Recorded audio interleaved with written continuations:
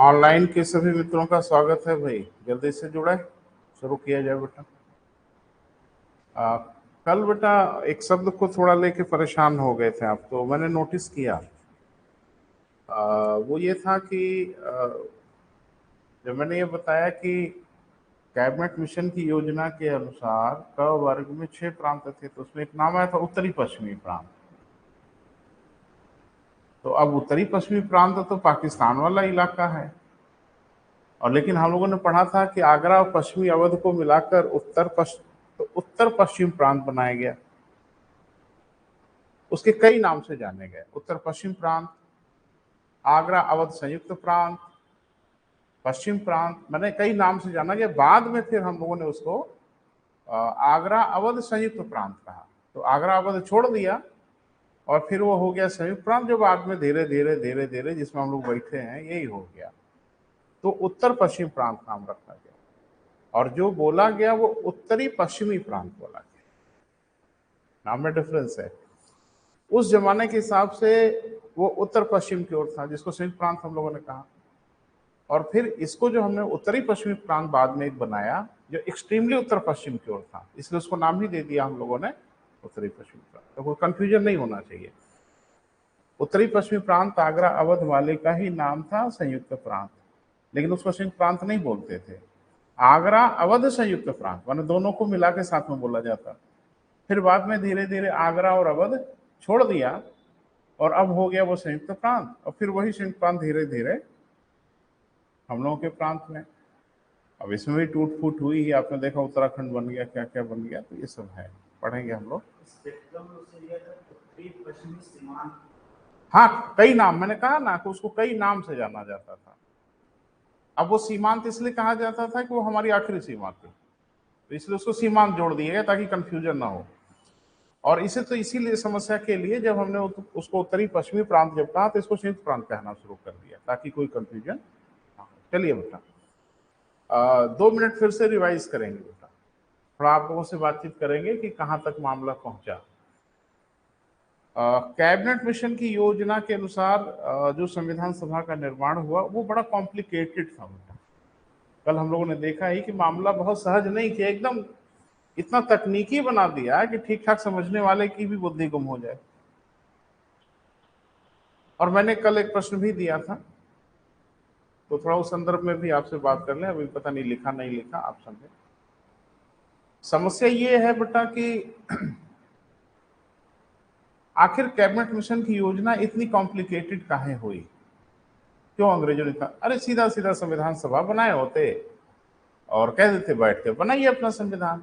लेकिन क वर्ग, ख वर्ग, ग वर्ग और हर वर्ग पहले अपने प्रांत का संविधान बनाए, फिर वर्ग का बनाए, फिर संघ का बनाए। तो ढेर सारे बच्चे बड़ा कंफ्यूज होते हैं कि कई कई संविधान होता है क्या? जवाब है जी, काहे नहीं होता है। संघात्मक व्यवस्थाओं में कम से कम 2 संविधान तो होता ही है, एक प्रदेश का संविधान और एक संघ का संविधान। उन्होंने यही तो कहा कि पहले अपना तो बना लो और अपना बना के देख लो, और फिर आपको अगर ठीक लगे तो वो अधिकार संघ को दीजिए और एक संघ बन जाए। मैंने कहा था ना कि संघ पहले नहीं बनता, पहले इकाइयां होती हैं, संघ बाद में होता है। वही उन्होंने कोशिश किया कि पहले इकाइयां तो बन जाए। तो 3 इकाइयां उन्होंने बनाने की कोशिश किया, 3 इकाइयां बन जाए, और तीनों इकाइयां अगर चाहें तो कैबिनेट मिशन की योजना में इस बात की जगह थी कि आप भारत संघ का संविधान बनाइए। लेकिन समस्या ये हुई कि भारत संघ का संविधान तो कभी बना नहीं, वो भारत जो अंग्रेज सोच रहे थे कैबिनेट मिशन की योजना में। लेकिन हमने क वर्ग से ही संघ बना दिया, हमने कहा प्रांत का अलग रहेगा और वर्ग का अलग रहेगा, तो हो ही गया संघ। क्लियर है बेटा? डायमेंशन कुछ समझ आया? मतदाताओं की कितनी श्रेणियां बनाई गई, बार बार पूछा गया है। 3 श्रेणियां बनाई गई। हिंदू मतदाता नहीं नहीं, पहले तो इस झंझट में पढ़ना मत। विकल्प मैंने जब जब देखा है परीक्षाओं में, तो हिंदू मतदाता अक्सर दे देता है और हम बुरी तरह से कंफ्यूज हो जाते। नहीं, सामान्य मतदाता। ये अलग बात है कि सामान्य मतदाता का अभिप्राय हिंदू मतदाता से था नहीं था, वो बात की बात है, लेकिन हिंदू मतदाता शब्द का प्रयोग नहीं हुआ। क्लियर है बेटा?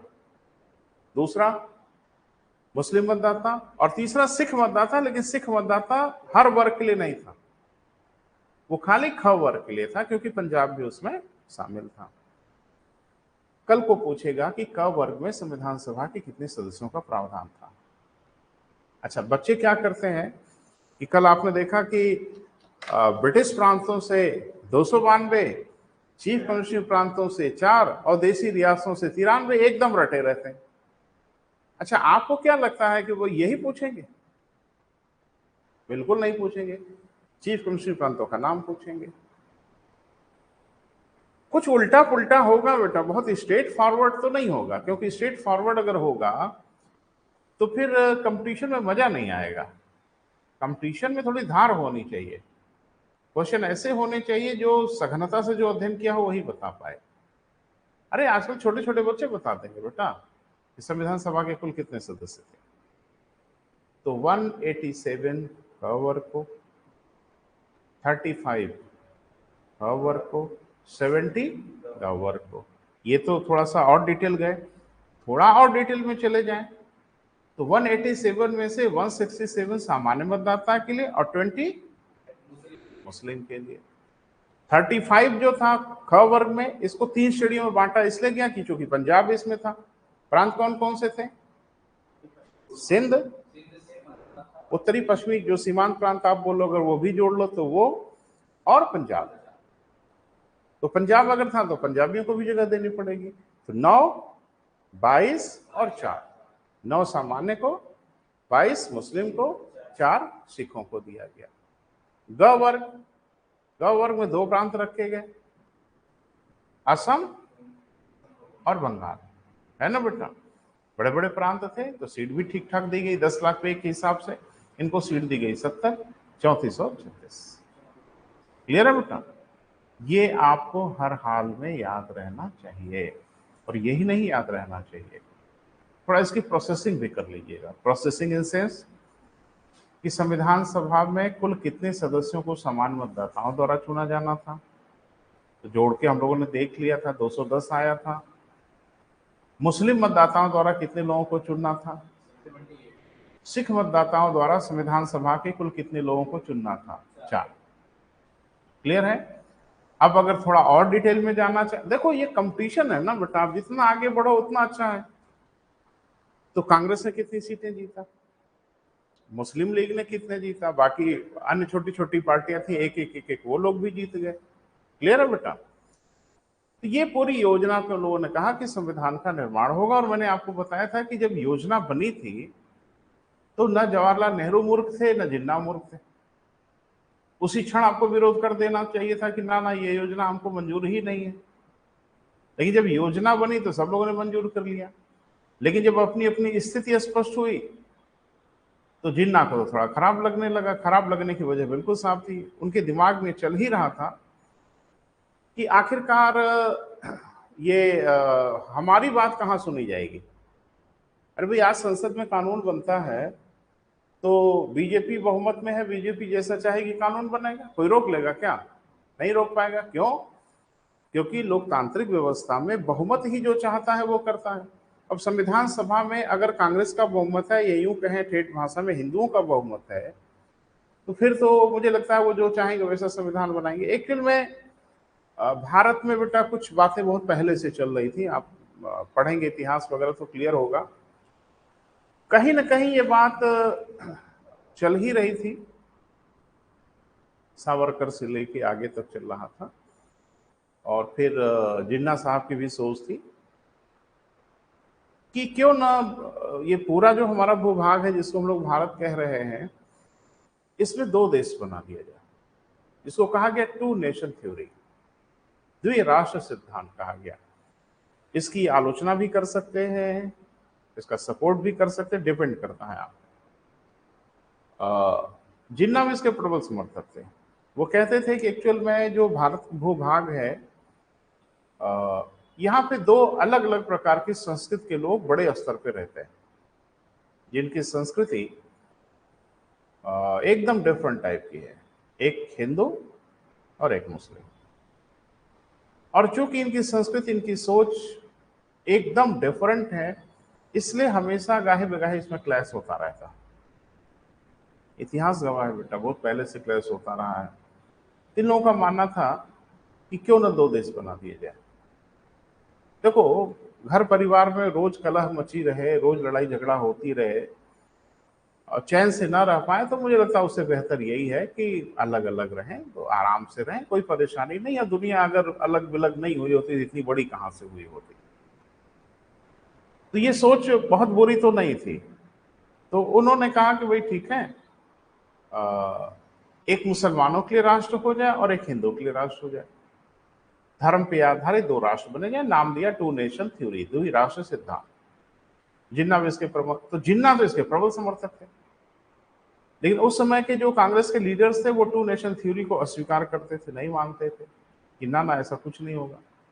लेकिन जिन्ना ने अपनी ज्यादती करके और अपना बल दिखा के और अपनी राजनीतिक शक्ति दिखा के टू नेशन थ्योरी को एग्जीक्यूट करा लिया और मुस्लिम धर्म के आधार पे, यानी धार्मिक राष्ट्र बन गया पाकिस्तान। धर्म के आधार पे चलता है बेटा, और धार्मिक चीजें उसकी ज्यादा महत्वपूर्ण। हाँ, बहुत हॉर्स नहीं है जैसा कि गल्फ कंट्री वगैरह है, तो ये थोड़ा माइल्ड है। और मुझे लगता है आप देख रहे हैं बीच बीच में तालिबान कुछ 3-5 कर रहे हैं पाकिस्तान के उस फ्रंट में, जिसको हम लोग मैकमोहन सॉरी डूरंड रेखा कहते हैं। तो डूरंड रेखा को लेके कुछ बवाल कर रहे हैं, वो कह रहे हैं कि ना ना, तो वो झगड़ा करने का बहाना है। और उनका ये मानना है कि शरीयत का कानून पाकिस्तान पर भी लागू हो जाए। तो वो प्रयास तो कर ही रहे हैं, और जो सरकारों का दौर है और जो पाकिस्तान की आर्थिक स्थिति है, मुझे लगता है वो दिन दूर नहीं जब अफगानिस्तान वाली हालत पाकिस्तान में ना हो जाए। ये कहना बहुत मुश्किल है। बहरहाल, लेकिन भारत की परेशानी ये हो गई कि भारत ने अपने आप को हिंदू राष्ट्र घोषित नहीं किया। भारत ने कह दिया कि हम सेकुलर स्टेट बनेंगे, और सेकुलर स्टेट के नाम को सुनते ही अब खिचड़ी बन गई यहां। अब ये समीक्षा करने की विषय वस्तु है कि वो सही था, गलत था, उस समय का डिसीजन कैसा था, वो तो अलग बात है। लेकिन आज कुछ राजनीतिक पार्टी, कुछ विचारधारकों के हिसाब से अगर आप बात करें, तो लगता था कि बहुत बड़ी गलती हुई, एक फॉल्ट हो गया। मुझे नहीं लगता बेटा फॉल्ट हो गया, ऐसी कोई परेशानी नहीं है। दो भाइयों के बीच में वह मनुष्य रहता है, दो मनुष्यों के बीच में रहता है, तो जहां दो प्रकार के समुदाय है वहां तो हो, क्या पाकिस्तान में सब कुछ ठीक ठाक है? भाई वो तो इस्लामिक स्टेट है ना, तो वहां भी तो कुछ ठीक ठाक नहीं है। तो उनसे तो ज्यादा ठीक ठाक हमारे यहाँ है। ये कोई बड़ा भारी इशू नहीं था, लेकिन ये है कि सब अपने अपने समय पे इस देश के लिए अपने योगदान को किया है, वो धर्म जाति और बाकी चीजों से अलग हटके। तो खैर वो सब तो हुआ। कैबिनेट मिशन की योजना के अनुसार सब कुछ तो हुआ बेटा, तो आगे की प्रक्रिया क्या हुई, थोड़ा उसी पे बात हम लोगों को करना है। लेकिन यहां तक तो हो गया था ना बेटा कि जिन्ना और नेहरू के बीच में गतिरोध हो गया, किस बात को लेके? हाँ, इस बात को लेके कि वर्ग का संविधान अनिवार्य है। देख लो, ये 3 वर्ग तो बनने थे बेटा। यानी कैबिनेट मिशन की योजना ने कहा था कि जब निर्वाचन हो जाएगा तो जो 11 प्रांत हैं, 11 प्रांतों को 3 वर्गों में बांटा जाएगा। एक को कहा क्या बेटा? क वर्ग, एक को कहा ख वर्ग, एक को कहा ग वर्ग। अब सहज बुद्धि से आप सोच सकते हैं कि वर्ग बांटने का क्या इरादा रहा होगा। वर्ग बांटने का सिर्फ यही इरादा रहा होगा कि कोई अपनी ज्यादती न करने पाए। तो क वर्ग में कुल कितने प्रांत थे बेटा? 6। यहां कुल कितने थे? 3। और यहां कितने थे? 2। इतने प्रांत निर्धारित किए गए थे। इनको सीट दी गई थी 187, इनको सीट दी गई थी 35, इनको सीट दी गई थी 70। लेकिन अगर ध्यान से आप देखेंगे तो इसमें हिंदुओं की संख्या कुछ ज्यादा थी। अब सामान्य शब्द कैसे बोला जाए? कहा तो गया सामान्य मतदाता, लेकिन वास्तव में सामान्य मतदाता क्या, हिंदू यहां बहुमत में थे। इन 2 जगहों पे मुसलमान बहुमत में थे। अब आप ही मुझे बताइए कि सोच तो ऐसे ही आप लोगों को उत्तर दक्षिण वाली है। और अगर ये कह दिया जाए कि आप लोग अपना अपना संविधान बना लो, तो क वर्ग अगर संविधान बनाएगा तो क्या उसी से मिलता जुलता ख वर्ग का भी हो जाएगा? सवाल ही नहीं उठता। सोच डिफरेंट है। तो अगर वर्ग का संविधान बन गया तो आपको क्या लगता है कि तीनों लोग मिलके एक संघ का संविधान बना लेंगे? एक मत हो पाएंगे? सवाल ही नहीं उठता। बस इसी को लेकर पंडित जवाहरलाल नेहरू डर रहे थे कि अगर वर्ग का संविधान बना तो संघ का संविधान तो सपना ही हो जाएगा, और सपना है। कहां बना संघ का संविधान? इसीलिए नहीं बना कि नेहरू जिस बात को लेकर डर रहे थे वो बात हकीकत थी। वर्ग का संविधान बना, संघ का संविधान नहीं बन पाया। हाँ, इसमें एक गड़बड़ी जरूर हो गई कि चूंकि ये दोनों मुस्लिम थे, इसलिए ये दोनों लोग अपने एक साथ मिलकर संविधान बना लिए और एक साथ रहने का मन बना लिया। हाँ, यहां भी अगर होता तो शायद हो गया होता, या यहां हिंदू रहे होते बहुमत में तो शायद कख साथ हो गए होते। ये सारा जो मामला था धार्मिक आधार पर ही तो हो गया ना बेटा। लेकिन कैबिनेट मिशन की योजना कह रहा है कि अभी भी अपॉर्चुनिटी है। अगर मनों की खटास कम हो जाए, गतिरोध कम हो जाए, तो आके फिर टेबल पर बैठिए और निकालिए कैबिनेट मिशन की योजना का पेपर और कहिएगा कि इसका आखिरी चरण अब एग्जीक्यूट किया जा रहा है, कहीं आपको कुछ करने की जरूरत नहीं है। तो अभी स्पेस है, लेकिन मनों की खटास दूर हो तब ना बेटा। वो तो खत्म क्या, मुझे लगता है दिन ब दिन तो बढ़ती ही जा रही है। बहरहाल, लेकिन अभी मैं देख रहा था किसी टीवी के चैनल पे, तो पाकिस्तान की आम जनता की जो राय है भारत के प्रति बड़ी सकारात्मक होती जा रही है। सरकारें भले हॉर्स हो रही हैं, लेकिन आम जनता के बीच बीच में जो बातें उठ रही हैं वो बड़ी सकारात्मक टाइप की बातें वो कह रहे हैं। हर कोई भारत की और मोदी की नीति की तारीफ कर रहा है। कल तो मैं एक यूट्यूबर को सुन रहा था, कह रहा था मोदी जी हमको गोद ले लीजिए, ठीक है, पाकिस्तान को गोद ले लीजिए, ठीक है। हर व्यक्ति अपने, हमारा संविधान कहता है कि हर व्यक्ति अपने धर्म के हिसाब से आचरण कर सकता है, वो करेगा, उसका मौलिक अधिकार है। संवैधानिक रूप से कोई प्रधानमंत्री मुख्यमंत्री भी हो सकता है, तो मुख्यमंत्री और प्रधानमंत्री अगर कोई हो गया तो उसके बाद भी वो व्यक्ति है और व्यक्ति के रूप में वो अपने मूल अधिकारों का उपयोग करेगा। वो गिरुआ कपड़ा पहनता है तो पहनेगा, मुख्यमंत्री के रूप में जो उसका कार्य है वो करे। वो पूजा करता है, वो यज्ञ करता है, वो नहीं करता है, ये उसका तो व्यक्तिगत मामला है, इसमें राज्य कोई दखल नहीं देता। हाँ, इसी को देख के कुछ लोग भड़कते हैं कि भाई हमारे रंग वाला अगर रहा होता तो फिर तो फलाना कर रहा होता। ठीक है, बिल्कुल कर रहा होता, उसको भी कोई नहीं रोक पाता, क्योंकि हमारा जो संविधान है मूल अधिकार में अधिकार देता है कि भाई अनुच्छेद 25 कहता है ना बेटा कि हम अपने धर्म के हिसाब से आचरण, व्यवहार, प्रचार कर सकते हैं। ये सब बना, अच्छा बना, बुरा बना तो समय सिद्ध करेगा, लेकिन मुझे लगता है अभी तक तो सिद्ध हो ही रहा है सही। लेकिन एक देश जो इस्लाम के आधार पर बना वो तो असफल हो गया, वो तो फेल हो गया। देखो, एक बहुत सिंपल सी फिलॉसफी है बेटा लाइफ की भी, कि आप जितने कठोर बनेंगे, जितने रिजिड बनेंगे, उतनी ही आपकी तबाही होगी। आप जितने विनम्र होंगे, जितने फ्लेक्सिबल होंगे, आपको सरवाइव करने के चांसेस बढ़ जाएंगे। अंग्रेज इतने लंबे समय तक क्यों सरवाइव किए? फ्लेक्सिबल थे, जरूरत पड़ने पे पैर भी पकड़ लेते थे, झुक भी जाते थे, जरूरत पड़ने पे तलवार रख लेते थे। हम लोग की परेशानी ये थी कि मूछें हम लोग की बहुत बड़ी थी, मूछ का सवाल आ जाता था, और फिर गर्दन कट जाएगी, गर्दन नहीं झुकेगी, तो ये भी अच्छी बात नहीं है। जहां जरूरी हो गर्दन झुका लीजिए, कोई बेइज्जती नहीं है। लेकिन यही परेशानी हम लोगों की थी, अब भी है, ठीक है। कुछ लोग अपने आप को बर्बाद कर लेते हैं, तबाह कर लेते हैं, तबाह हो ही जाते हैं। तो मौकाए वारदात के हिसाब से फैसला करना चाहिए। एक इंटेलिजेंट, मैं कह रहा हूँ, बाहर एक आदमी AK-47 लेके चैलेंज कर रहा है कि बाहर आ जाओ, हिम्मत है तो। अब आपका स्वाभिमान एकदम जग गया कि अब इससे तो बड़ी बेइज्जती हो जाएगी, ललकार रहा है तो मुझे बाहर जाना ही होगा, जाइए। मिनट 2 मिनट क्या, 2 सेकंड का काम होगा, फिर आप रहेंगे ही नहीं धरती पर। तो यही तो परेशानी थी हम लोगों की ना बेटा, हमेशा स्वाभिमान आ जाता था बीच में। बहरहाल देश बट गया बेटा, और बटने के पीछे कारण था वही स्टेफर्ड क्रिप्स। वो कारण नहीं था बेटा, एक्चुअल में कैबिनेट मिशन में इस चीज को सही में लोग माने थे और झूठ बोल रहे थे, एक दूसरे का मुंह नोच रहे थे कि नहीं ऐसा था तो वैसा था तो वैकल्पिक था तो अनिवार्य था। अरे भाई, कैबिनेट मिशन ने सब कुछ निर्धारित कर लिया था, मुंह जुबानी थोड़ी बात हुई थी। इसीलिए स्टेफर्ड क्रिप्स से पूछा गया कि भैया आप जरा क्लियर कर दो कि क्या वर्ग का संविधान बनना अनिवार्य है कि वैकल्पिक है। और स्टेफर्ड क्रिप्स ने सांस से खड़े होकर कहा, जो सही था वो उसने कह दिया कि वर्ग का संविधान बनना अनिवार्य है। बस उसी क्षण ये तय हो गया कि देश का बंटवारा हो जाए। बंटवारा हुआ।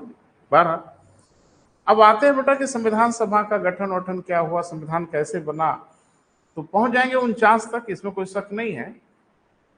लेकिन अब बीच में स्वतंत्र भी होना है ना। तो पहले हम लोग संविधान बना लेंगे तो फिर लौटेंगे, फिर हम आपको बताएंगे किसी बीच में एक अधिनियम भी आ गया और हम स्वतंत्र हो गए, क्योंकि अब दोनों का मामला ओवरलैप कर रहा है, तो एक को तो पूरा निकालना ही पड़ेगा। शुरुआत करिए।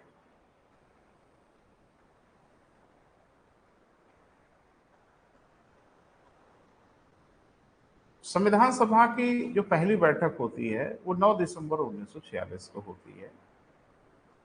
तो अभी विरोध विरोध चल रहा था मुस्लिम लीग का कि नहीं नहीं हम साथ नहीं रहेंगे, ये नहीं रहेंगे, वो नहीं रहेंगे, तो विरोध तो चल ही रहा था। और अल्टीमेटली आपको पता है कि 3 जून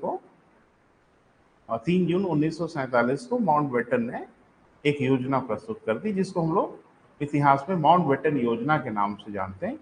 और इस योजना में उन्होंने निर्धारित कर दिया कि हाँ भाई 2 देश बन जाए। और मुझे लगता है आपको पता है कि जब माउंटबेटन ने अपनी योजना प्रस्तुत कर दी, जिस पे हम लोग सहमत हो गए, तो बस उसी के बाद, अरे जून का मामला था, और 4 जुलाई 1947 को ब्रिटेन की संसद में भारत स्वतंत्रता अधिनियम प्रस्तुत हो गया। तय हो गया कि भाई अब क्या क्या होना है, माउंटबेटन योजना को स्वीकार कर लिया गया 3 जून को। और मुझे लगता है कि 4 जुलाई को ब्रिटेन की संसद में विधेयक प्रस्तुत हो गया। 18 जुलाई 1947 को विधेयक पारित हो गया और भारत और पाकिस्तान के विभाजन की तिथि निर्धारित कर दी गई 15 अगस्त 1947। अब इसमें कुछ प्रबुद्ध जो बच्चे हैं जो छिद्रान्वेषण करते हैं, वो ये कहते हैं कि सर पाकिस्तान तो 14 अगस्त को हो गया स्वतंत्र। हाँ, अगर आप ऐसा कहते हैं तो सही है। और 14-15 अगस्त के बीच में दूरी कितनी है? अरे सेकंड भर की दूरी है भाई, सेकंड भर की दूरी है ना। अब इसमें पेच ये फंस, अच्छा हम स्वतंत्र कब हुए पता है आपको? रात में हुए। अरे भैया जी, रात में स्वतंत्र हुए, एकदम लिखा पढ़ी में। पंडित जवाहरलाल नेहरू का बड़ा एक मार्मिक उदाहरण भी है। उन्होंने कहा कि जब पूरी दुनिया सो रही है, हम अपने भविष्य की ओर देख रहे हैं, घड़ी आगे बढ़ रही है, और जैसे ही 14 अगस्त की रात का 12 बजा और ठीक 12:01 में शुरू हो गया 15 अगस्त, और हमने यूनियन जैक उतार दिया और अपना ध्वज फहरा दिया कि अब हो गए स्वतंत्र। क्योंकि भारत स्वतंत्रता अधिनियम जो पारित हुआ था उसमें यही लिखा था कि 15 अगस्त 1947 को भारत स्वतंत्र होगा। उसमें यह नहीं लिखा था कि 10:10 पे होंगे। तो वैधानिक रूप से हमारा अधिकार तो तभी शुरू हो जाएगा जब 15 अगस्त शुरू होगा, और 15 अगस्त रात के 12:01 से शुरू हो गया और हम रात में स्वतंत्र हो। अब इसमें पेच ये फंसी कि माउंटबेटन वायसराय थे। अब बाद में आपको पता कि वायसराय के बाद फिर वो गवर्नर जनरल भी बन गए। बड़ा ड्रामा रहा ना कि गवर्नर जनरल से वायसराय, वायसराय से फिर गवर्नर जनरल, फिर कुछ गवर्नर जनरल रहे। स्वतंत्र भारत के पहले गवर्नर जनरल माउंटबेटन। सी राजगोपालाचारी स्वतंत्र भारत के पहले भारतीय और दूसरे गवर्नर जनरल है। तो ये कब तक रहे बेटा? ये 26 जनवरी 1950 तक रहे। तब तक रहे जब तक राजेंद्र प्रसाद आके कहे कि भाई साहब अब उठ जाइए, हम आ गए हैं। तो राजेंद्र प्रसाद राष्ट्रपति के रूप में काम संभाल लिया 12।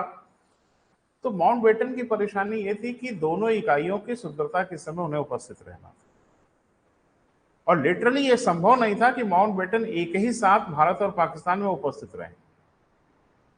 तो उन्होंने पाकिस्तान से कह दिया कि भाई आप पहले थोड़ा निपटा लीजिए, कोई बड़ा फर्क नहीं पड़ता, और भारत में फिर हम स्वतंत्र करा देंगे। बस ये एक पचड़ा फंस गया कि माउंटबेटन एक ही समय दोनों जगह उपस्थित कैसे हो सकते थे, तो इसलिए आगे पीछे कर लिया गया। मैं तारीख तो 15 अगस्त 1947। चलो बेटा, आप कुछ पूछना है? समय का भी अंतर जी, भौगोलिक स्थिति के हिसाब से समय का भी अंतर तो आज भी है। नहीं, समय का उस समय नहीं था। एक्चुअल में उस समय जो भारत की मानक समय था ना बेटा, वो पाकिस्तान में, भारत में, बांग्लादेश में एक ही समय हुआ करता था। और अगर आज बात करें तो आज तो भारत में एक ही समय है ना, लेकिन अगर ऊपर वाला ना करे, भारत का विभाजन हो जाए, तब तो 2-2 घंटे का डिफरेंस है। भारत में सुदूर पूर्वी सुदूर पश्चिमी भाग में लगभग 2 घंटे का डिफरेंस है, लेकिन हम कहाँ मानते हैं 2 घंटे का? तो वहां तो आधे घंटे में कौन मान रहा है? तो नहीं, वो इशू नहीं था। आधे घंटे का डिफरेंस तो है ही है। भारत की मानक समय और आज की डेट के पाकिस्तान की मानक समय और आज की डेट के बांग्लादेश के मानक समय के हिसाब से आधे आधे घंटे का डिफरेंस है। अगर हमारी घड़ियों में 8 बजेगा तो पाकिस्तान में 7:30 बजेगा, बांग्लादेशी घड़ियों में 8:30 बजेगा। बिल्कुल, ये उनका स्टैंडर्ड टाइम है। लेकिन जो ब्रिटिश एम्पायर का भारत था उसमें हर जगह एक ही बस था। ये इशू नहीं था बेटा, इशू यही था कि एक ही समय दोनों जगह उपस्थित होना संभव नहीं था। बहरहाल लेकिन आगे बढ़े। 9 दिसंबर 1946 को ऑनलाइन के सभी मित्रों का स्वागत है भाई। जिन मित्रों के वीडियो ऑडियो छूटे हैं वो प्लेटफॉर्म पे अवेलेबल है, जाके देखिएगा, नोट्स भी अवेलेबल है। 9 दिसंबर 1946 को संविधान सभा की प्रथम बैठक हुई, पहली बैठक हुई। जैसा पानी देना बेटा, संविधान सभा की प्रथम बैठक हुई। अब सुनो जरा, हाँ, पानी।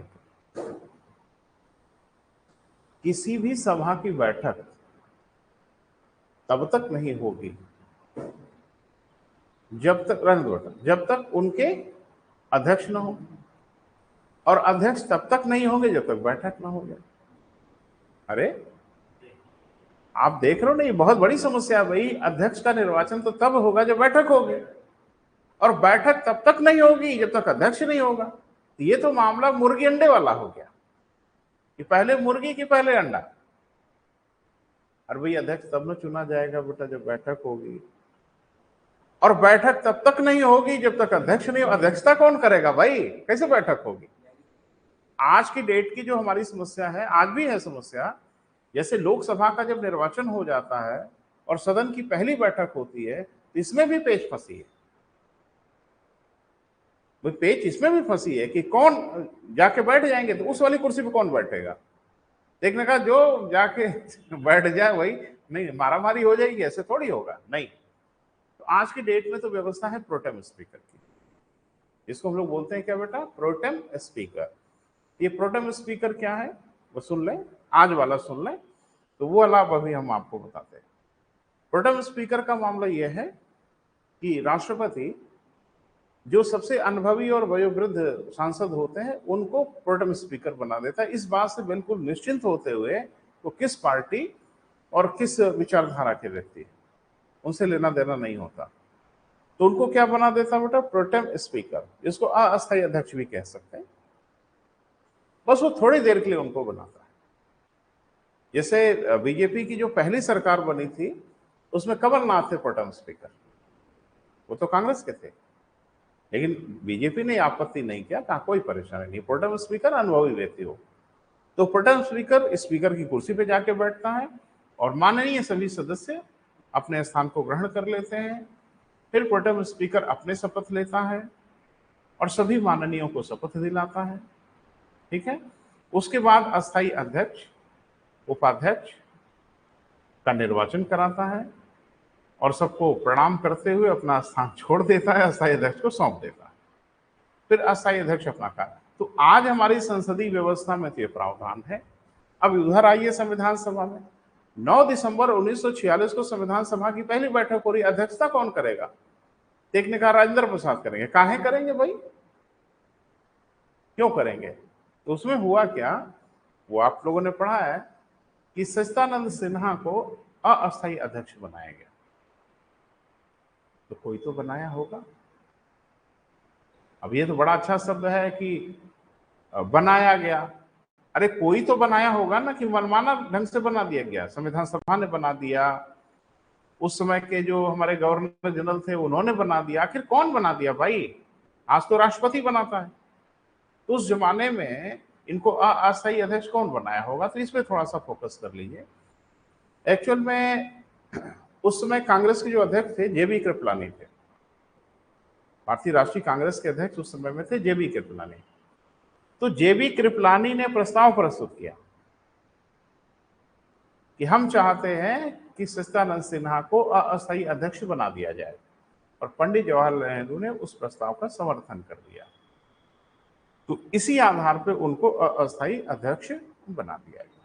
क्लियर है बेटा? वो तो सब बच्चे पढ़ते हैं कि सच्चिदानंद सिन्हा को अस्थायी अध्यक्ष बनाया गया, लेकिन प्रश्न ये है कि कौन बनाया, तो हमें थोड़ा आगे जाना पड़ेगा ना बेटा। प्रथम बैठक हुई, प्रथम बैठक में तत्कालीन कांग्रेस के अध्यक्ष। देखो एक प्रश्न अपने आप में पैदा हो रहा है बेटा, ध्यान से सुनो।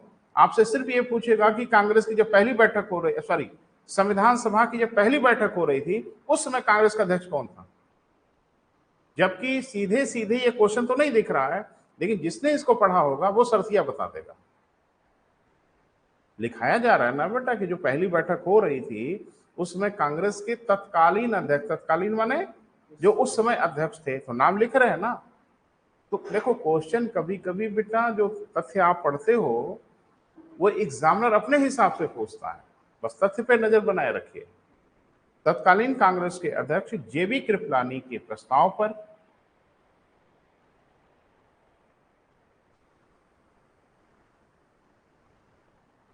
तथा पंडित जवाहरलाल नेहरू के समर्थन पर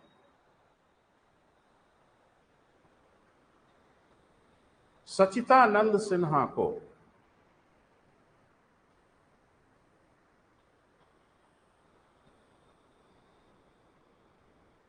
अस्थायी अध्यक्ष बनाया गया। ये मामला कब का है बेटा?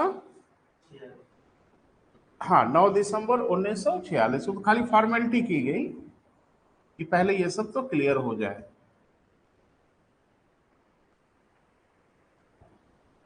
बोल नहीं रहे हो बेटा, ठीक है।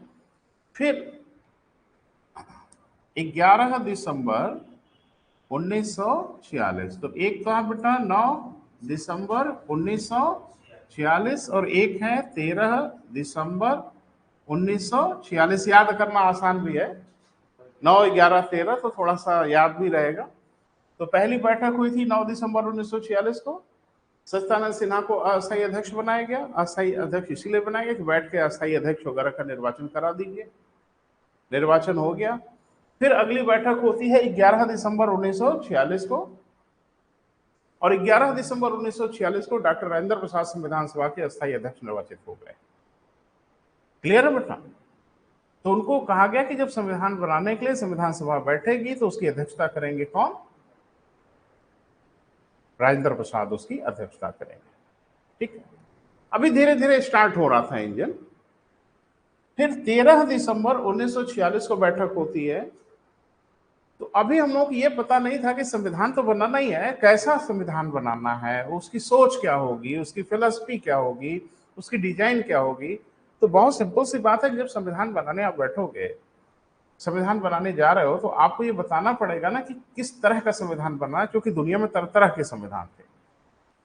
तो 13 दिसंबर 1946 को ही पंडित जवाहरलाल नेहरू ने संविधान सभा के समक्ष उद्देश्य प्रस्ताव प्रस्तुत किया। कब बेटा? 13 दिसंबर 1946 को पंडित जवाहरलाल नेहरू ने, ये आजकल पूछ बहुत रहा है, मैंने 2-3 प्रतियोगी परीक्षाओं में देखा है, कैसे पूछना अभी बताते हैं। तो 13 दिसंबर 1946 को पंडित जवाहरलाल नेहरू ने संविधान सभा के समक्ष उद्देश्य प्रस्ताव प्रस्तुत किया। अब आपके मन में होगा कि उद्देश्य प्रस्ताव क्या था? उद्देश्य प्रस्ताव वही था जिसमें उन्होंने ये बताया कि हम किस तरह का संविधान बनाने जा रहे हैं। उद्देश्य प्रस्ताव ने ही बताया कि हम धर्मनिरपेक्ष बनेंगे। उद्देश्य प्रस्ताव ने ही बताया कि हम संघात्मक बनेंगे। तो उद्देश्य उन्होंने बता दिया कि जो हम संविधान बनाने जा रहे हैं उसका उद्देश्य क्या होगा। और ये जो पारित हुआ बेटा वो 22 जनवरी 1947 को पारित हो गया। यानी 13 दिसंबर 1946 को उद्देश्य प्रस्ताव प्रस्तुत किया पंडित जवाहरलाल नेहरू ने, और 22 जनवरी 1900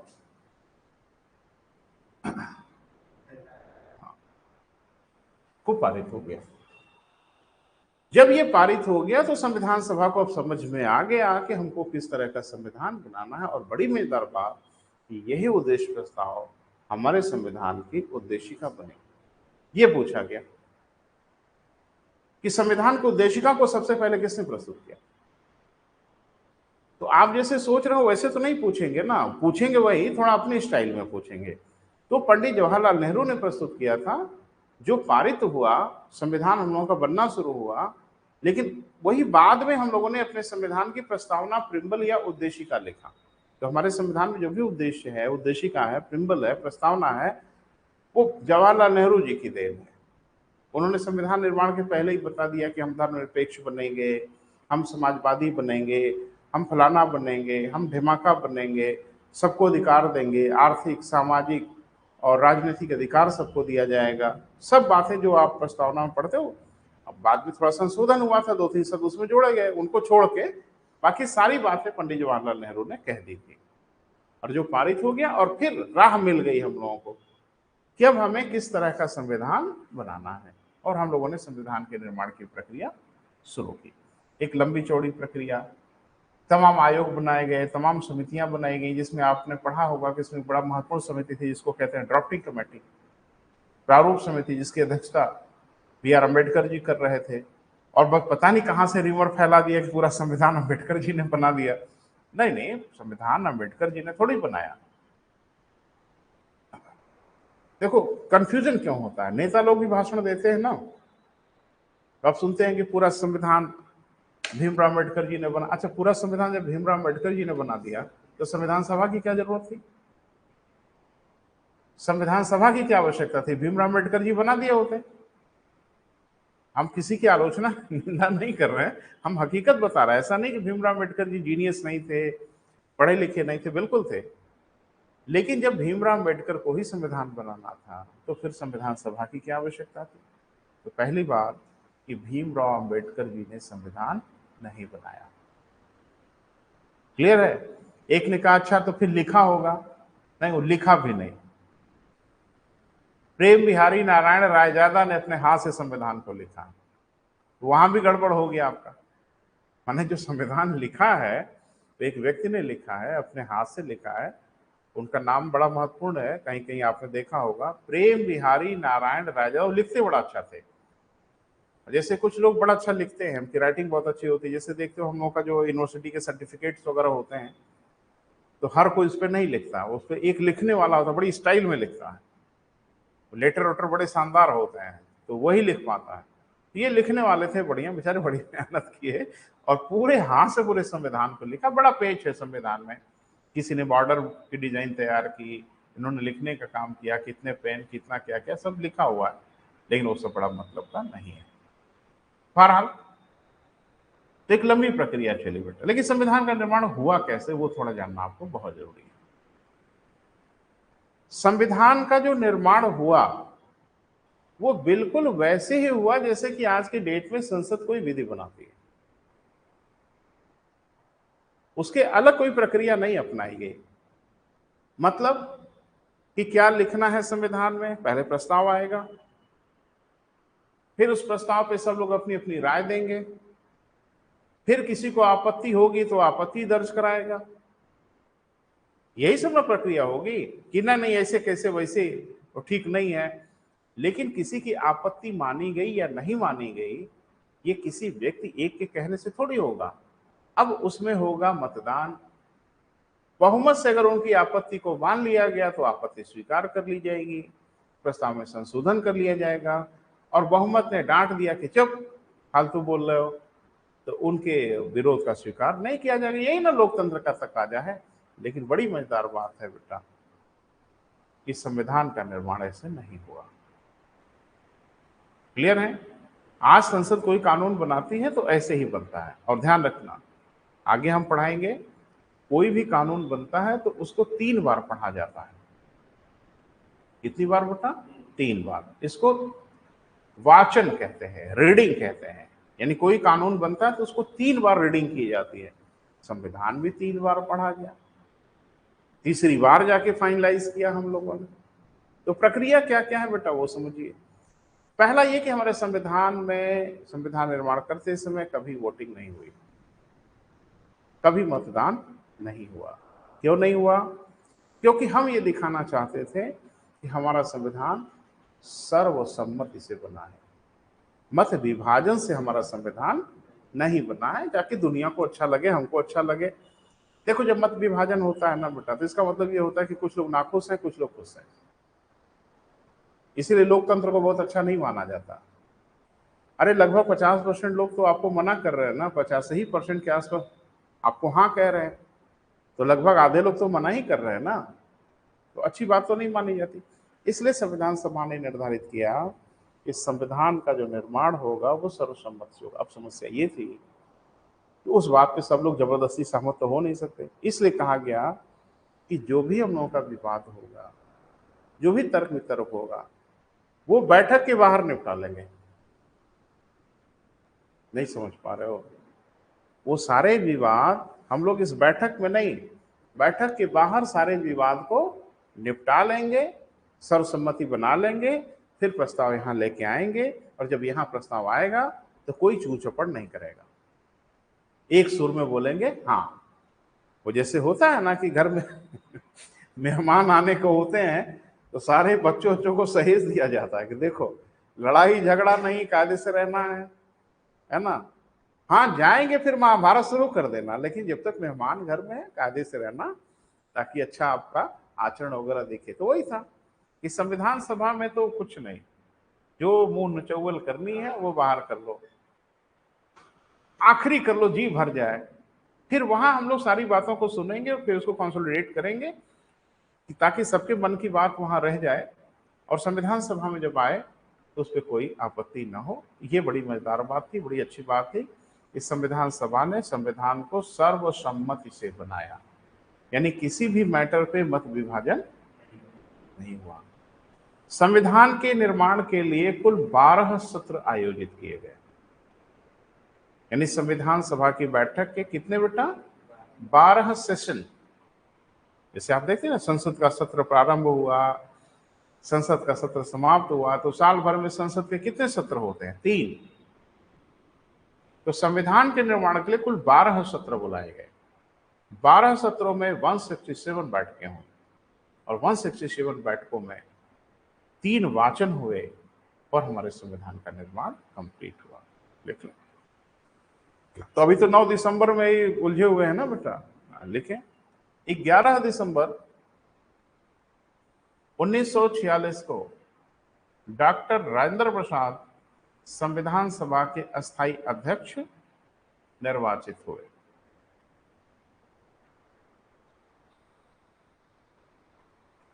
अस्थायी अध्यक्ष क्या हुए बेटा, निर्वाचित हुए। तो लिखते भी चलो, वैसे सारे मित्रों को बता रहे ये सारा नोट्स उपलब्ध है बेटा आपके प्लेटफॉर्म पे, पीडीएफ फॉर्म में है, हाथ से लिखा हुआ नोट्स है। आप ही जैसे किसी बहादुर छात्र ने लिखा था और उसकी राइटिंग अच्छी थी तो मैंने आपको पोस्ट कर दिया, तो उसको देख लीजिएगा 12। क्लियर है बेटा? Next point. हाँ, थोड़ा इसमें और भी जोड़ लो। तो राजेंद्र प्रसाद को अस्थायी अध्यक्ष तो बना ही दिया गया, तो और भी लोग बने। एससी मुखर्जी को उपाध्यक्ष बना दिया गया। लिख लो लिख लो। एससी मुखर्जी को क्या बेटा उपाध्यक्ष बनाया गया। वीएन राव को संविधान का सलाहकार नियुक्त किया गया। वीएन राव को संविधान का क्या बेटा सलाहकार नियुक्त किया गया। बस बस आपका अब इंतजार समाप्त हो रहा है बेटा, आप संविधान में प्रवेश करने ही वाले हैं, लेकिन उसके पहले एक अग्नि परीक्षा से गुजरेंगे आप, है ना। आपका एक टेस्ट वेस्ट होगा जो कुछ अब तक पढ़ा है। फिर से बोल दे बेटा, वी एन राव। आप कुछ कर, अब पूरा बताना मेरे लिए थोड़ा मुश्किल है, कई जगह कई नाम दिखा, लेकिन इनका पूरा नाम जो भी हो, लेकिन शार्ट में इसको बी एन राव के नाम से जाना जाता है। ये संविधान सभा के सलाहकार बनाए गए। कुछ पूरा नाम कंफ्यूज हो रहा है क्या बेटा? है? हाँ नहीं नहीं उस राव से, इनका लास्ट ही राव है, बी एन राव। उनका भीमराव अम्बेडकर, अम्बेडकर उनका लास्ट शब्द है, इनका लास्ट राव है, तो उसे अम्बेडकर से कंफ्यूज मत करिए। अरे बहुचर्चित नाम है बेटा, ये पीसेस में पूछा भी गया है, और पीसेस में विकल्प भी यही दिया गया बी एन राव। तो ये बी एन राव अपने आप में सफिशियंट है, बहुत घबराने की जरूरत नहीं। आगे बढ़े, एक नोट बना लें। नोट बनाइए, संविधान सभा सॉरी लिखिए, संविधान को प्रेम बिहारी नारायण रायजादा, थोड़ा ठीक ठाक नाम है इनका, प्रेम बिहारी नारायण रायजादा ने अपने हाथ से लिखा। तो सही मायने में इन्होंने लिखा।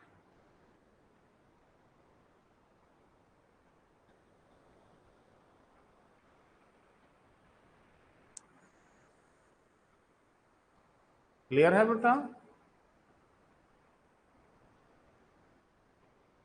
इसमें जितने भी नाम आए हैं बेटा, मुझे लगता है ऑलमोस्ट सब पूछे गए हैं कभी ना कभी। संविधान को किसने अपने हाथ से लिखा, यह भी पूछा गया। यह भी आपसे पूछा गया कि संविधान सभा के संवैधानिक सलाहकार कौन थे, BN राव थे, यह भी पूछा गया। उपाध्यक्ष मुझे नहीं दिखा पूछते हुए, लेकिन हो सकता है, सतर्क रहिए, संविधान सभा के उपाध्यक्ष भी पूछ लिया गया या पूछा जा सकता है। आगे बेटा, 13 दिसंबर 1946 को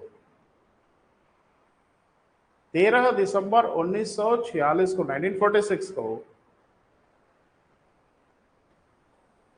हाँ, पंडित जवाहरलाल नेहरू ने संविधान सभा के समक्ष उद्देश्य प्रस्ताव प्रस्तुत किया। उद्देश्य प्रस्ताव प्रस्तुत किया।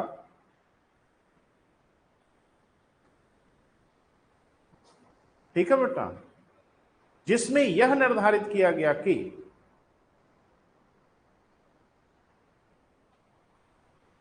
हमारे संविधान का स्वरूप व प्रकृति क्या होगी।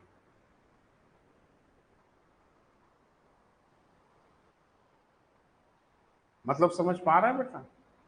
जैसे हम एकात्मक भी बना सकते थे, हम संघात्मक भी बना सकते थे, हम एक धार्मिक राज्य भी बना सकते थे, हम सेकुलर स्टेट बना सकते थे। अभी तो बनना था ना बेटा, जब बनना है तो आप पूरी तरह से स्वतंत्र है, जैसा चाहे वैसा बना दें। तो प्रस्तावना में हम लोगों ने एकदम क्लियर कर दिया कि जो हम संविधान बनाने जा रहे हैं वो एकात्मक नहीं होगा, उसका स्वरूप संघात्मक होगा। साथ में ये भी बता दिया गया कि हम पाकिस्तान जैसा कोई धार्मिक राष्ट्र नहीं बनाने जा रहे हैं, हम सेकुलर स्टेट होंगे, सबको अधिकार दिया जाएगा, सबको सोच विचार करने की शक्ति दी जाएगी। तो ये प्रस्तावना में लिख दिया गया। अब चूंकि प्रस्तावना जब लिख दिया गया, तब उसी प्रस्तावना को ध्यान में रख के ही संविधान का निर्माण होगा, यानी उसकी बातें दिखें संविधान में, और उसकी बातें दिखी। इसलिए आज की डेट में हम लोग क्या कहते हैं कि प्रस्तावना हमारे संविधान का दर्पण है, आईना है। प्रस्तावना पढ़ के हम समझ पाते हैं कि जो संविधान हमारा होगा वो किस तरह का होगा, उसकी डिजाइन क्या होगी। तो ये देन है किनकी? पंडित जवाहरलाल नेहरू की। लेकिन अब ये है कि पंडित जवाहरलाल नेहरू ने कहा कि भाई हम चाहते हैं कि संविधान इस तरह का हो, लेकिन खाली पंडित जवाहरलाल नेहरू के चाहने से वैसा संविधान थोड़ी हो जाएगा। पंडित जवाहरलाल नेहरू थे कौन भाई? एक नया प्रधानमंत्री थे, ठीक है, अलग बात है कि जो हमारी अंतरिम सरकार बनी थी थे। लेकिन पंडित जवाहरलाल नेहरू या भीमराव अम्बेडकर या राजेंद्र प्रसाद वो पूरे भारत नहीं थे, नहीं पूरे भारत का ठेका उनको दिया जा सकता था। पूरा भारत सबकी अलग अलग सोच वाला है। तो अब जाहिर सी बात है कि उस प्रस्ताव को अनुमति देना था संविधान सभा को, कि संविधान सभा क्या उनके उद्देश्य को मानता है या नहीं मानता। तो 22 जनवरी 1947 को संविधान सभा ने उद्देश्य प्रस्ताव को पारित कर दिया कि हाँ भाई हाँ, जो नेहरू जी सोच रहे हैं वो सोच बिल्कुल दुरुस्त है। और फिर उसके बाद राह खुल गई, अब संविधान का निर्माण होगा। लेकिन 22 जनवरी 1947 को 22 जनवरी 1947 को उद्देश्य प्रस्ताव पारित हुआ।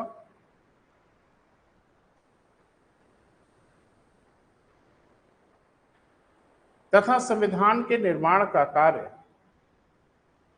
प्रारंभ हुआ।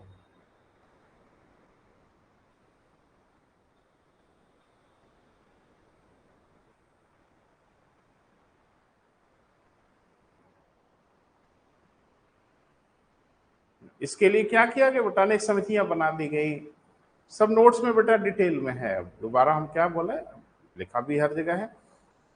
सामग्री संकलन समिति, देसी रियासत समिति, झंडा समिति, डिमाका समिति, तो ढेर सारी समितियां बनाई गई, प्रारूप समिति, समितियां वगैरह बना दी गई। या यूं कहें कि अब संविधान के निर्माण का कार्य प्रारंभ हो गया। क्लियर है बेटा? एक लंबी प्रक्रिया चली। वो प्रक्रिया क्या चली, थोड़ा सा 2 लाइन जरूर लिख लें। समिति वगैरह आपके नोट्स में है बेटा, ऑनलाइन वाले मित्रों के लिए भी, कि आपका जो नोट्स है उसमें सारी समितियों को डिटेल में लिखा गया है। 12 लिखें। संविधान सभा ने एक लंबी प्रक्रिया के उपरांत संविधान का निर्माण किया।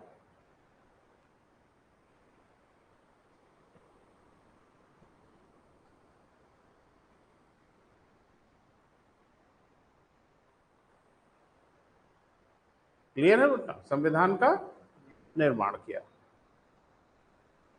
एक तथ्य है बेटा, लिखते चलो, क्या पता कौन सा कहां काम आ जाए। लिखें, विभाजन के उपरांत भारत के लिए संविधान सभा के 299 सदस्य ही शेष बचे। भारत के अधीन संविधान सभा के 299 सदस्य ही शेष बचे, बाकी कहां गए? बाकी जहां मन करे वहां जाए। ठीक है, जाहिर सी बात है पाकिस्तान में भी चले गए होंगे, वो पाकिस्तान माने ना माने उसकी मर्जी। लेकिन भारत का जो भौगोलिक क्षेत्र था उसके हिसाब से हमारे यहाँ कितने बचे बेटा? 299 सदस्य शेष बचे जिनको भारत का संविधान बनाना था। क्लियर है?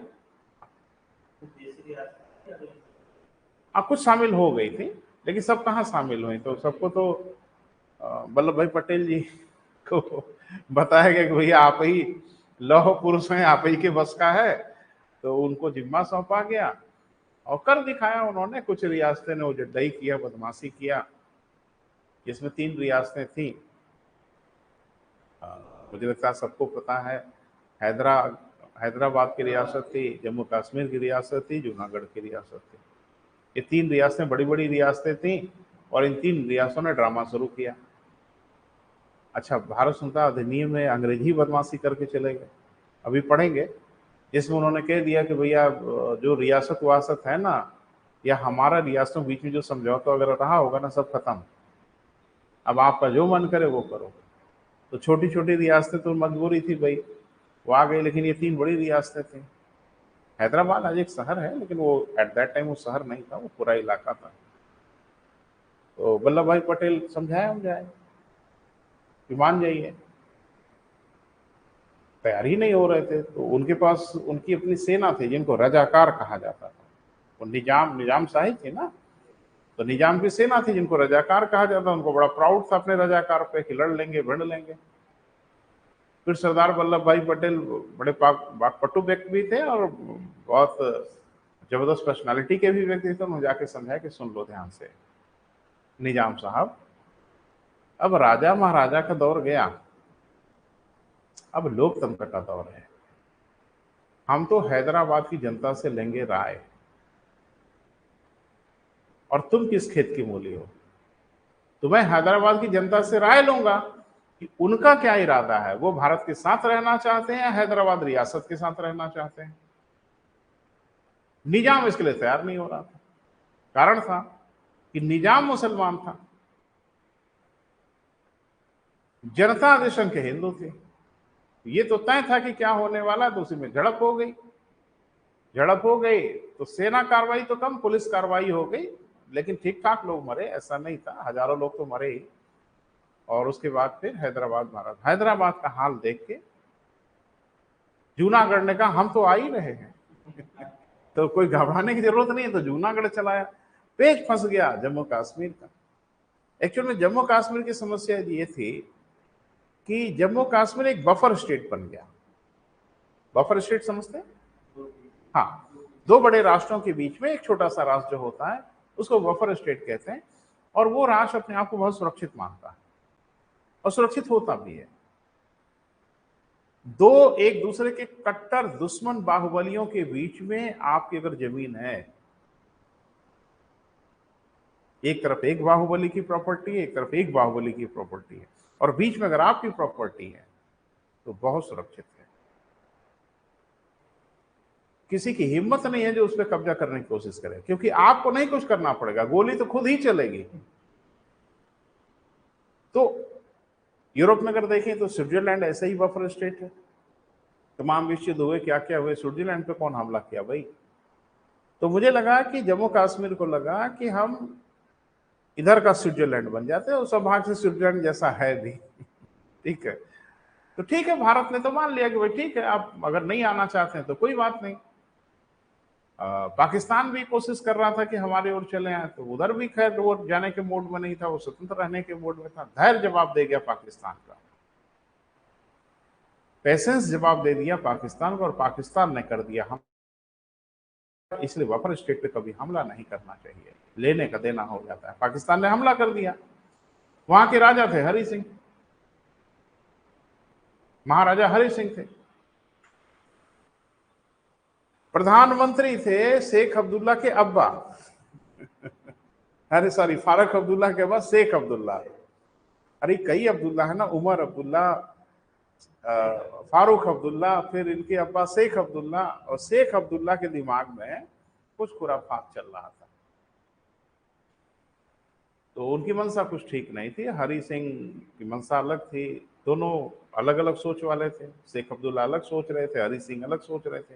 हरि सिंह राजा थे, शेख अब्दुल्ला वजीर थे। वजीर मतलब प्रधानमंत्री, मुख्यमंत्री, जो भी समझ लो। अब ये मामला, लेकिन भारत धैर्य बनाए हुए था। भारत अपना पेशेंस बनाए हुए था और धैर्य जवाब दे गया पाकिस्तान को, और पाकिस्तान ने हमला कर दिया जम्मू कश्मीर पर। उसकी सेनाएं तेजी से श्रीनगर की ओर बढ़ने लगी और महाराजा हरि सिंह छटपटाने लगे। वो खेल खेल रहे थे इसमें शेख अब्दुल्ला। हरि सिंह भारत से सपोर्ट कर रहे थे। भारत ने कहा कि देखो भाई, अभी अभी विश्व युद्ध खत्म हुआ हाँ, पूरी दुनिया भी डरी हुई थी। वर्ल्ड वार तो अभी अभी खत्म हुआ था, फिर एक ड्रामा इधर शुरू हो गया। तो जब ऐसा होता है ना, तो दुनिया एकदम से शॉक्ड होती है कि नहीं चाहती कि अभी तो पूरी दुनिया थकी है, लड़ते भिड़ते मरते कटते, अब तो मन चैन रहे। तो खैर उसने हमला कर दिया। हरि सिंह चिल्लाते रहे। पंडित जवाहरलाल नेहरू की भी कुछ मंशा समझ नहीं आती, लेकिन अल्टीमेटली भारत ने कहा कि भाई देखिए, पूरी दुनिया में कोई देश किसी पे हमला करे तो हम ठीका तो लिए नहीं। आप स्वतंत्र देश हो, आपके ऊपर पाकिस्तान हमला कर रहा है, तो हम क्या कर सकते हैं? आप ही तो कह रहे थे हम स्वतंत्र देश रहेंगे, तो हम क्या कर सकते हैं? कोई देश किसी पे हमला करेगा तो हम उसकी मदद करने जाएंगे। ये कहा, हरि सिंह ने कहा कि कोई गुंजाइश है? कहा काहे नहीं गुंजाइश है? अरे बाद में हरि सिंह ने कहा कि आप हमारी मदद नहीं कर रहे तो गोला बारूद तो दे सकते हैं। फिर कहा वो भी नहीं देंगे। फिर हरि सिंह ने कहा कि कोई चांस है? कहा एक चांस है, भारत में मिल जाओ, विलय पत्र पर हस्ताक्षर कर दीजिए, फिर आप हमारे हिस्से होंगे और दुश्मनों से खाली करा लेंगे आप अपने इलाके को। तो इस मजबूरी में विलय पत्र पर हस्ताक्षर हो गया। अब यहां नैतिकता कहां चली गई? हरि सिंह हिंदू थे, जम्मू कश्मीर की अधिकांश जनसंख्या मुसलमान थी। हैदराबाद की उलट मामला, वहां तो ये कह के काम चला लिया कि जनता जो चाहेगी वो होगा, यहां ये कह के काम चला लिया कि राजा जो चाहेगा वो होगा, है ना। तो जहां जैसा मामला वहां वैसा वक्तव्य आ गया। भारतीय सेनाएं चल पड़ी और हो गई दो दो हाथ। और पाकिस्तान, गड़बड़ खाली ये हो गया बेटा कि पाकिस्तान की सेना जहां तक चली आई थी, हम अपने इलाके को खाली नहीं करा पाए। लेकिन ये कि पाकिस्तान की आगे बढ़ती सेना को हमने वहीं रोक दिया कि आप यहीं रुके। क्लियर है बेटा? भारत की सेना वहां तक पहुंच गई और अब हम अपने इलाके को खाली कराने के मूड में थे। तब तक कूद पड़ी पूरी दुनिया। अरे ना ना ना ना ना ना, ना, ना। कितनी लड़ाई हो गई, कितनी, रुकिए रुकिए रुकिए, धरपकड़ हो गई। अब पाकिस्तान की सेना वहीं रुक गई, भारत की सेना वहीं रुक गई। वो उस इलाके पे काबिज हो गए, हम इस इलाके पे काबिज हो गए। दुनिया ने कहा कि देखिए भाई, एक काम करिए, दोनों लोग अपनी सेना हटा लीजिए। एक नॉर्टन योजना आई संयुक्त राष्ट्र संघ की, जिसमें ये कहा गया कि दोनों लोग अपनी सेना हटाएं, हम जम्मू कश्मीर के लोगों से राय लेते हैं, प्लेबिसाइड कराते हैं, इनकी जो इच्छा होगी वो होगा। ये भारत के विरुद्ध था। ये सोच भारत के विरुद्ध थी। ये उचित थी नहीं थी बात की बात है, लेकिन भारत के खिलाफ तो थी, क्योंकि भारत को यह पता था और शेख अब्दुल्ला को पता था कि अगर संयुक्त राष्ट्र संघ की यह योजना लागू हुई तो जम्मू कश्मीर की अधिकांश जनसंख्या क्या कहेगी? वो पाकिस्तान में जाएंगे, भारत में जाएंगे, स्वतंत्र रहेंगे? आप अपनी राय दीजिए। तो भारत तो समझ गया कि अगर इसको माना गया तो हमारे लिए तो दुखदाई हो जाएगा, और शेख अब्दुल्ला और बाकी लोग तो चाह ही रहे थे। क्लियर है? अरे हरि सिंह की परेशानी ये थी बेटा कि अपनी पूरी जिंदगी बंबई में गुजारे बेचारे, जहाँ के वो राजा थे। ये शेख अब्दुल्ला की ऐसी करामात। बहरहाल, तो अब भारत के दिमाग में आया कि यार अब तो हम लोग फंस गए, अब क्या करें। और नेहरू जी ही लेके गए थे संयुक्त राष्ट्र संघ में, ये मैटर नेहरू जी ही लेके गए थे। और नॉर्टन योजना ने कहा कि भाई ठीक, हम आ रहे हैं, समथिंग नॉर्टन थे, वो आए, उन्होंने कहा कि ऐसे ऐसे होना। अब उसमें गड़बड़ी ये हो रही थी बेटा कि अगर हम जनमत सर्वेक्षण करा लेंगे तो बात बिगड़ जाएगी। तो अब कैसे इसको टाल मटोल किया जाए? तो भारत ने कहा कि पहले पाकिस्तान अपनी सेना हटाए। और पट्टीदार का रुख आपको पता ही है कि ऐसे मामले में वो कहेगा आप पहले, तो पहले आप में ट्रेन निकल गई। यानी पाकिस्तान ये कहता था कि पहले भारत अपनी सेना हटाए फिर हम हटाएंगे, और भारत ने कहा कि आक्रांता पाकिस्तान है इसलिए पहले पाकिस्तान अपनी सेना हटाए, हम बाद में हटाएंगे। और दोनों को इस बात का डर था कि अगर एक ने अपनी सेना हटाई तो दूसरा अपनी सेना नहीं हटाएगा, वो खाली वाले इलाके पे भी कब्जा कर लेगा। ठीक है, तो वो मामला वहीं का वहीं उलझा रह गया, और जिसको हम लोग लाइन ऑफ कंट्रोल के नाम से आज की डेट में जानते हैं। यानी वो जो लड़ाई जहां रोकी थी सेनाएं वहीं काबिज, लेकिन कागज में जमीन हमारी है ना। जैसे गांवों में देखते हैं ना कि मौके पे कब्जा किसी और का है और कचहरी में जाके जमीन लिखवा लिए और मालूम चला मौका वारदात पे जमीन का कब्जा किसी और का है। तो वही मामला है, अब चल रहा है। अब हम अपनी जमीन खाली कराने जाएंगे तो आपको पता ही है कि वहां 3-5 हो जाएगा। वही होता है व्यवहार में। आप देखो ना कि जमीन आपने कोई लिखवाया, उस पर कोई व्यक्ति अगर कब्जा किया है, थोड़ा बदमाश टाइप का है, और अपनी जमीन आप खाली कराने जाएंगे तो थोड़ा बवाल हो जाएगा, वही होगा बवाल। तो हम बार बार समझा रहे हैं कि भाई मेरी जमीन है, छोड़ दीजिए छोड़ दीजिए, छोड़ ही नहीं रहे। तो हम भी सही वक्त का इंतजार करा रहे हैं, सही वक्त आएगा हम खाली करा लेंगे। पर ये सब बेटा हुआ मामला। चलो आगे बढ़ते हैं। हाँ, लिखें संविधान के निर्माण हेतु कुल 12 सत्र आयोजित किए गए। कितने बेटा? 12 सेशन, 12 सत्र आयोजित किए गए।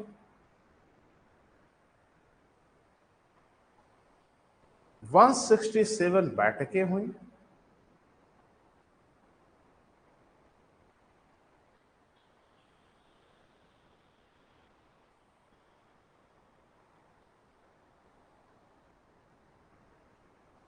परंतु संविधान का निर्माण सर्वसम्मति से हुआ, यूनिनिमस हुआ, एक मत से हुआ।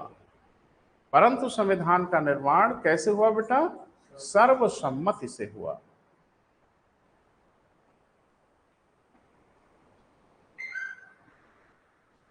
क्लियर है बेटा? लिखें। सर्वसम्मत का मतलब समझ रहे हो ना बेटा? अब वो डिटेल में जाने की क्या जरूरत है? सर्वसम्मत कैसे बन जाएगी? तो पहले ही मामला हम लोगों ने निपटा लिया था। क्लियर है बेटा? लिखें 26 नवंबर 1949 को संविधान के निर्माण का कार्य पूर्ण हुआ।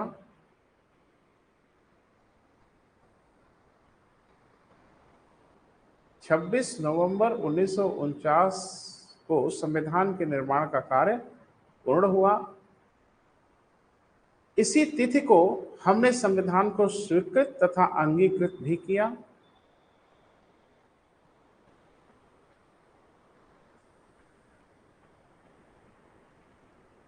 ठीक है। तुरंत प्रभाव से संविधान के कुछ भाग को लागू भी किया गया।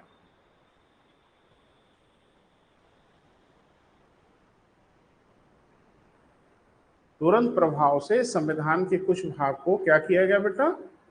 लागू भी कर दिया। इसका मतलब क्या है कि 26 नवंबर 1949 को संविधान के कुछ भाग तुरंत लागू कर दिए गए बेटा। क्लियर है? जैसे नागरिकता वगैरह के जो प्रावधान है ना, वो 26 नवंबर 1949 को ही लागू कर दिए गए थे। जो बाकी बचा हुआ हिस्सा था संविधान का, उसे हम लोगों ने 26 जनवरी 1950 को फुल फ्लेज में लागू किया। वो बात की बात है, उस पर हम चर्चा करेंगे। आखिरकार वो शुभ मुहूर्त काहे चुना 26 जनवरी वाला? काहे नहीं चुनेंगे? हमारे यहाँ तो होता ही है कि कोई शुभ कार्य करना है तो मुहूर्त सही होनी चाहिए। तो नवंबर में बना,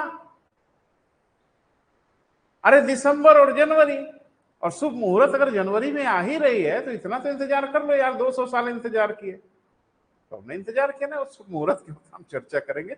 अभी थोड़ा कुछ मुद्दे पे बात करनी। लिखें संविधान के निर्माण के लिए कुल 3 वाचन, 3 रीडिंग आयोजित की गई। संविधान के निर्माण के लिए कुल कितने बेटा?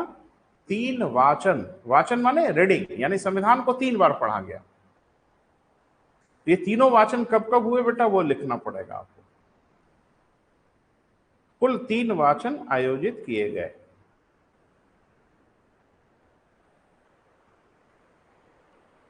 ठीक है, लिखें।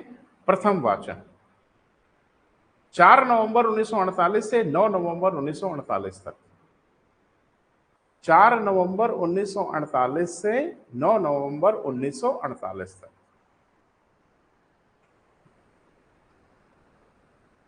इसका मतलब क्या है बेटा? इस संविधान का ड्राफ्ट एकदम से रेडी हो गया था, बस उसको पढ़ा जा रहा था कि भाई ठीक है कि नहीं है। अगर ठीक है तो इसको फिर आगे की ओर बढ़ाएं। लिखें द्वितीय वाचन 15 नवंबर 1948 से 17 अक्टूबर 1949 तक। 15 नवंबर 1948 से 17 अक्टूबर 1949 तक। ठीक है बेटा। थर्ड वाचन, तीसरा वाचन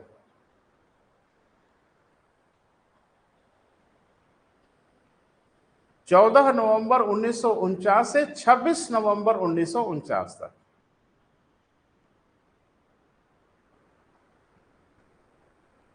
क्लियर है बेटा? वही लास्ट डेट जो है ना बेटा 26 नवंबर 1949 को, उसी दिन तीसरे सत्र में या तीसरे वाचन में हम लोगों ने संविधान का यथेश्वरी कर दिया, संविधान का निर्माण कर दिया और तुरंत प्रभाव से जो कुछ अनुच्छेद बहुत जरूरी थे उसको हम लोगों ने लागू कर दिया। क्लियर है बेटा? अब थोड़ा सुनो, संविधान का गठन काहे के लिए हुआ था?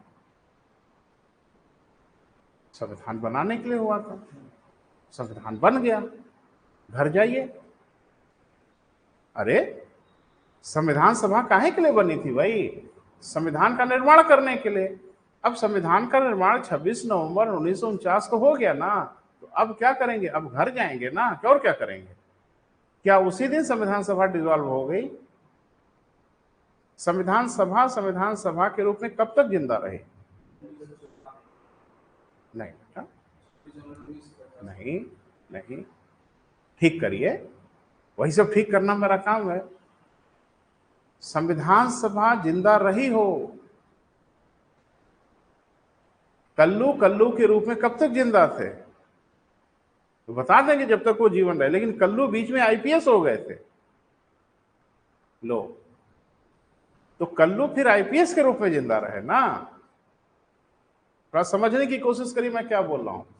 संविधान सभा के रूप में अंतिम बैठक 24 जनवरी 1950 को हुई और उस दिन औपचारिक रूप से कह दिया गया कि अब आप लोग संविधान सभा नहीं रहेंगे और संविधान को देखना भी मत भूल के, क्योंकि अब संविधान पे आपका कोई अधिकार नहीं है।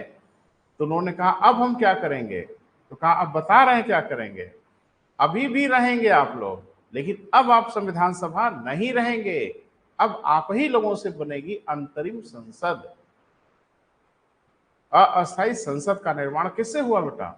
संविधान सभा के लोगों से हुआ। ध्यान रखना, अब वो संविधान सभा के लोग नहीं रहे, अब संविधान उनके अधिकार में नहीं था, उसमें कामा पूर्ण विराम नहीं बढ़ा सकते थे। अब वो सिर्फ और सिर्फ एक संसद बन गए, जैसे आज की संसद है। और अगर संविधान में कुछ करना होगा तो विहित प्रक्रिया से करिएगा। बोल नहीं रहे बेटा? वही संविधान सभा जिसे संविधान लिखा था 24 जनवरी 1950 के बाद अगर उस संविधान में कुछ भी छेड़छाड़ करनी होगी तो अब तो वैसे करनी होगी जैसा कि उस किताब में लिखा है। और एक बात बताइए, आपका पहला संविधान संशोधन कब हुआ था? चुनाव के पहले हुआ था। अरे हाँ या ना बोलेंगे? संविधान में पहला जो संशोधन हुआ वो तो 51 में हुआ, 1951 में हुआ। और मुझे लगता है, जहां तक मुझे याद है, हमारे यहाँ निर्वाचन तो 52 में हुआ, यानी निर्वाचित संसद तो 52 में आई। तो 51 में संशोधन कौन कर दिया? एक ने कहा संविधान सभा ने कर दिया। तो संविधान सभा ही है तो संशोधन की क्या जरूरत है? लिख डालो। तो संविधान सभा ने ही संशोधन किया, लेकिन संविधान सभा के रूप में नहीं किया, अब संसद के रूप में किया। क्योंकि जब संविधान लागू हो गया तो अब अधिकार से बात निकल गई। अब तो आपको भी सर झुका के मानना पड़ेगा। तो लिखना बेटा कुछ तथ्यात्मक चीजें। संविधान सभा की संविधान सभा के रूप में अंतिम बैठक, ये महत्वपूर्ण है बेटा। संविधान सभा की संविधान सभा के रूप में अंतिम बैठक 24 जनवरी 1950 को हुई। तो अगर आप बात करें तो एक तथ्य है बेटा, थोड़ा देख ले,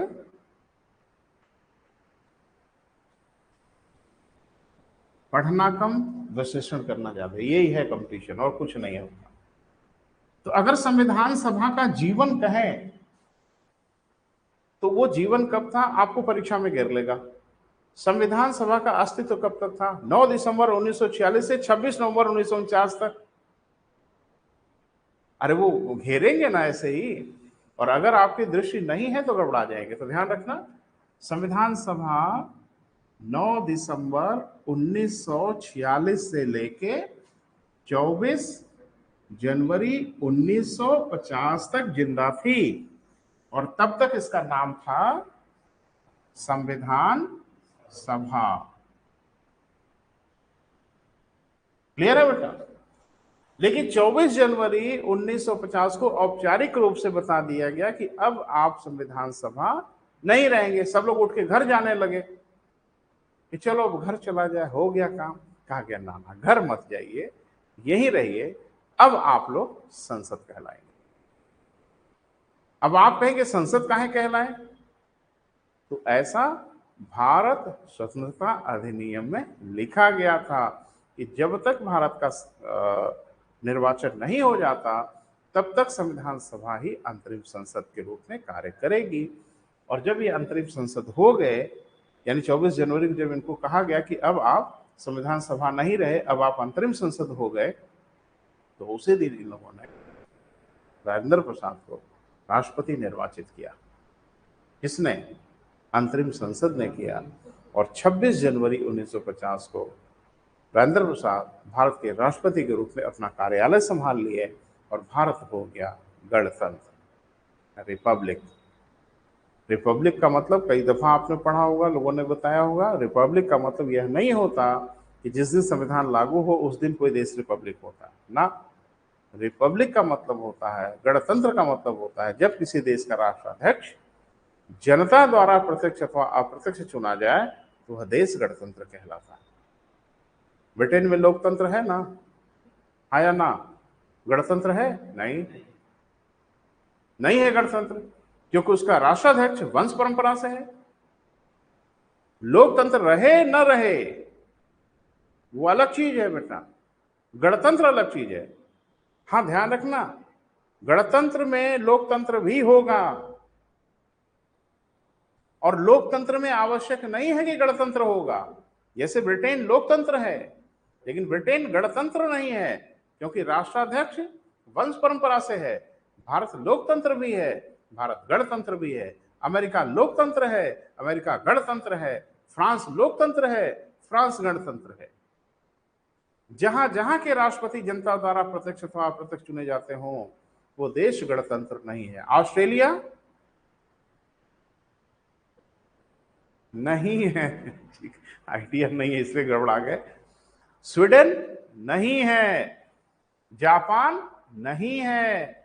जिन देशों के राष्ट्राध्यक्ष औपचारिक चाहे अनौपचारिक रूप से ही वंश परंपरा से हों वो देश गणतंत्र नहीं होता। ऑस्ट्रेलिया की महारानी ब्रिटेन की ही महारानी है, ठीक है? वो खाली नाम की है लेकिन है ना, तो बस खत्म हुई कहानी। यही परिभाषा। तो गणतंत्र माने ये दिमाग में अगर गलतफहमी हो कि 26 जनवरी 1950 को भारत का संविधान पूर्ण प्रभाव से लागू हुआ तो भारत गणतंत्र हो गया, तो इसको ठीक कर लीजिए।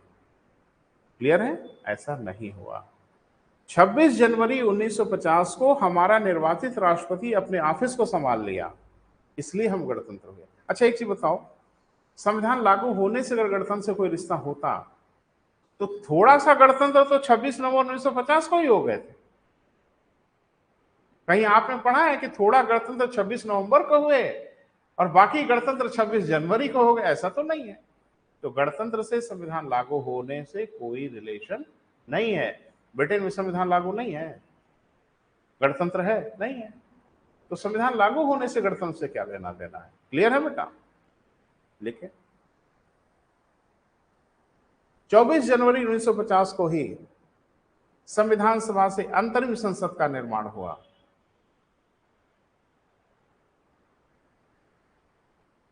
ऑनलाइन वाले मित्र धैर्य बना के है भाई, ढेर सारा धन्यवाद, पेशेंस बनाए रखिए बेटा।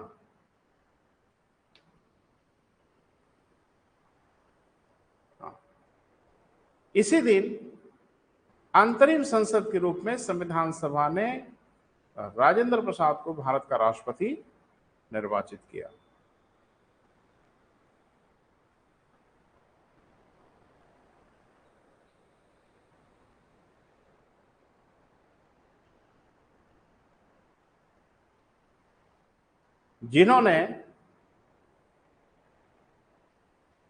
इन्होंने 26 जनवरी 1950 को अपना कार्यभार ग्रहण किया।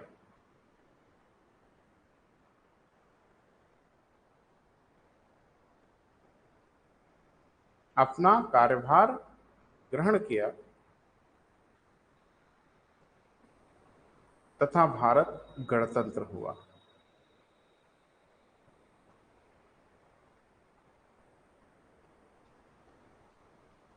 ठीक है बेटा, अभी एक छोटा सा टॉपिक और रह गया है बेटा, तो उसको भी निपटा ही लिया जाए और फिर हम लोग बढ़ चलेंगे अपने संविधान की ओर। संविधान की विवेचना, व्याख्या करते हुए फिर एक एक भाग की चर्चा करते हुए आगे बढ़ेंगे। थोड़ा टाइम लगेगा बेटा, वक्त। देखो, आपको नहीं पता है कि आपको क्या देना चाहिए, मुझे नहीं देना चाहिए। हम अपने हिसाब से अगर चाहें तो किसी तरीके से स्पीड बढ़ा लें, आपको पता नहीं चलेगा, लेकिन आपको पता चलेगा। ठीक है, तो अभी तो बड़ा अच्छा लगेगा, लेकिन परीक्षा में आप बहुत गाली दोगे, तो वो दिन नहीं आना चाहिए बेटा। आराम से पढ़िए, हड़बड़ी मत दिखाइए, अच्छा करके आएंगे। हाँ, थोड़ा आपका भी सहयोग अपेक्षित है। तो अगली हेडिंग बना लो बेटा, कल ही बात करेंगे, आज संभव नहीं है। हेडिंग बना लीजिए, भारत स्वतंत्रता अधिनियम 1947। भारत स्वतंत्रता अधिनियम 1947। अब ये पढ़ के बेटा अब हम लोग प्रवेश कर जाएंगे अपने संविधान में, लेकिन ध्यान रखिएगा प्रवेश करने के पहले एक प्रक्रिया होगी। उस प्रक्रिया का नाम है गृह प्रवेश। ठीक है, तो गृह प्रवेश करने के पहले कुछ पूजा पाठ तो होगी ना बेटा। तो आपका टेस्ट वेस्ट हो जाए और लगे सब कुछ ठीक ठाक है तो गृह प्रवेश होगा, संविधान में प्रवेश करेंगे। ठीक बेटा, थैंक यू, कल मिलते हैं, बात करते हैं।